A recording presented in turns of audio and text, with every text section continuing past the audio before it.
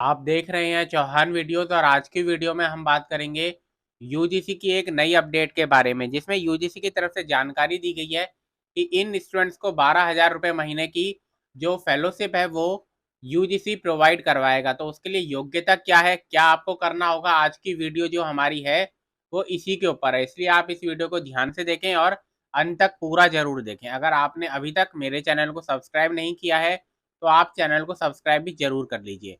तो अब सीधा वीडियो की शुरुआत करते हैं और देखते हैं कि क्या योग्यता इसके लिए मांगी गई है। तो वीडियो की शुरुआत करते हैं और जैसा कि यहाँ पर आपको इस समय दिख रहा होगा, यूजीसी फेलोशिप नेट या सीएसआईआर नेट में सफल उम्मीदवार, यानी कि जो नेट या फिर सीएसआईआर का नेट क्लियर कर देगा उसको 12,000 रुपये हर महीने की जूनियर रिसर्च फेलोशिप देने का जो ऐलान है वो किया गया है। यूजीसी फेलोशिप की स्कीम के अंतर्गत विज्ञान, मानविकी और सामाजिक विज्ञान में रिसर्च के उम्मीदवारों को हर महीने 12,000 रुपये महीने की सहायता राशि दी जाएगी, वो भी पहले 2 वर्षों तक, यानी कि शुरुआत के 2 वर्षों तक 12,000 रुपये महीना मिलेगा, जो कि विज्ञान, मानविकी या फिर सामाजिक विज्ञान में रिसर्च पीएचडी करेंगे।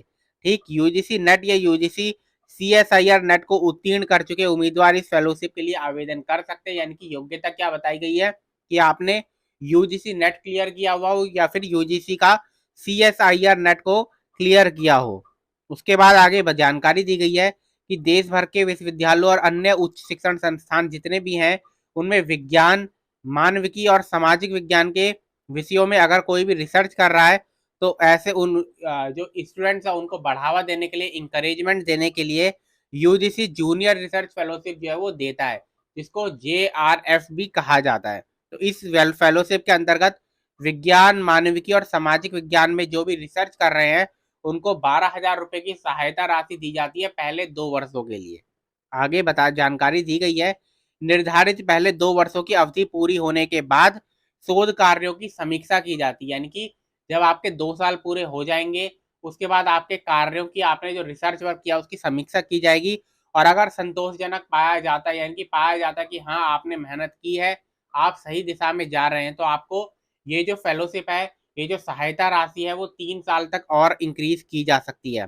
और बढ़ाई गई जो अवधि के दौरान रिसर्चर्स को सीनियर रिसर्च फेलोशिप के निर्धारित 14,000 रुपये प्रतिमाह दिया जाएगा। यानी कि तो उसके बाद जेआरएफ से आपको एसआरएफ मिलना शुरू हो जाएगा, जो कि 14,000 रुपये प्रतिमाह होगा। दूसरी तरफ अगर शोध कार्य शोधजनक होता है तो 1 वर्ष का अतिरिक्त समय दिया जाता है, जिसके दौरान फेलोशिप जेआरएफ के बराबर ही होगा। इसके बाद फिर से समीक्षा होगी और 2 वर्ष के लिए एसआरएफ जो निर्धारित कर दिया जाता है।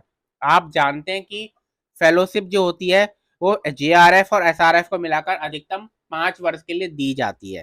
ठीक, आगे इसमें योग्यता भी बताई गई है कि जेआरएफ को किस तरीके से हासिल करना है। तो उसके लिए जानकारी दी गई है कि साइंस, ह्यूमैनिटीज और सोशल साइंसेज में यूजीसी की जूनियर रिसर्च फेलोशिप वे उम्मीदवार प्राप्त कर सकते हैं जो कि यूजीसी की राष्ट्रीय पात्रता परीक्षा, जिसको यूजीसी नेट भी कहा जाता है, या यूजीसी सीएसआईआर नेट को उत्तीर्ण कर चुके हैं, पास कर चुके हैं। इन उम्मीदवारों को पीएचडी के लिए फेलोशिप दे दी जाती है। अब इसका आवेदन प्रक्रिया क्या है उसके बारे में भी जान लीजिए। तो विज्ञान, मानविकी और सामाजिक विज्ञान के विषयों में शोध करने वाले उम्मीदवार जो होंगे उनको विद्यालय या कॉलेज के माध्यम से अप्लाई करना होता है। एक बार आपने क्लियर कर लिया उसके बाद जो कॉलेज वगैरह है उनके माध्यम से आपको अप्लाई करना होगा। तो ये जानकारी जो है वो दी गई है। इस फेलोशिप के लिए उम्मीदवार का चयन संबंधित विश्वविद्यालय या कॉलेज द्वारा किया जाता है, यानी कि यूनिवर्सिटी और कॉलेज इसके बारे में आपका अंतिम निर्णय जो है वो लेंगे। तो 12,000 रुपये प्रति माह की सहायता राशि फेलोशिप दी जा रही है किनको, जो कि जेआरएफ प्राप्त करेंगे यूजीसी नेट या फिर सीएसआईआर नेट को क्लियर करके। तो आज की वीडियो में इतना ही। वीडियो अगर आपको पसंद है तो वीडियो को लाइक जरूर कीजिए, शेयर जरूर कीजिए।